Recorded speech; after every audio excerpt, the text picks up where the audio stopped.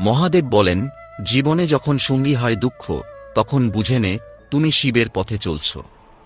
যেখানেই তুমি বিপদে পড়বে, সেখানে তোমার শক্তি বৃদ্ধি পাবে। কারণ সত্যিকার শক্তি ভেতর থেকেই তৈরি হয়।